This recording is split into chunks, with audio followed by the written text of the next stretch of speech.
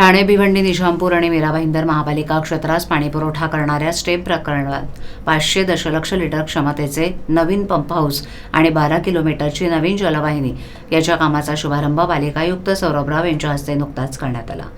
मूलभूत सोयीसुविधांचा विकास करण्यासाठी विशेष तरतुदींअंतर्गत पालिकांना राज्य शासनाकडून अनुदान मिळतं। त्याअंतर्गत ठाणे, भिवंडी, निजामपूर, मीरा भाईंदर महापालिका क्षेत्रास पाणीपुरवठा करणाऱ्या स्टेम प्रकल्पाची पाणी उचल क्षमता वाढवण्यासाठी नवीन पंप हाऊसचं बांधकाम, नवीन जलवाहिनी टाकणं आणि जुन्या जलवाहिनींची दुरुस्ती करणं या कामासाठी 278 कोटी रुपयांचा निधी मंजूर करण्यात आला।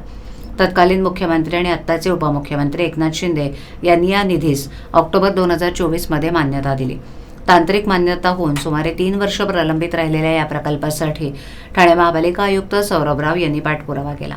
स्टेम अंतर्गत येणाऱ्या महापालिका क्षेत्राची वाढीव पाण्याची आवश्यकता लक्षात घेऊन नवीन पंप हाऊस आणि नवीन जलवाहिनी याचं काम पूर्ण करण्यासाठी 2 वर्षाचा अवधी देण्यात आला असला तरी ते काम 1.5 वर्षातच पूर्ण करावं। त्यामुळे या परिसराला कोणत्याही अडथळ्याशिवाय पाणीपुरवठा करणं शक्य होईल।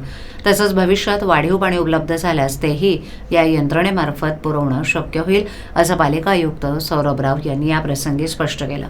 या शुभारंभ प्रसंगी ठाणे महापालिकेचे अतिरिक्त आयुक्त प्रशांत रोडे, स्टेमचे व्यवस्थापकीय संचालक संकेत घरत इत्यादी मान्यवर उपस्थित होते।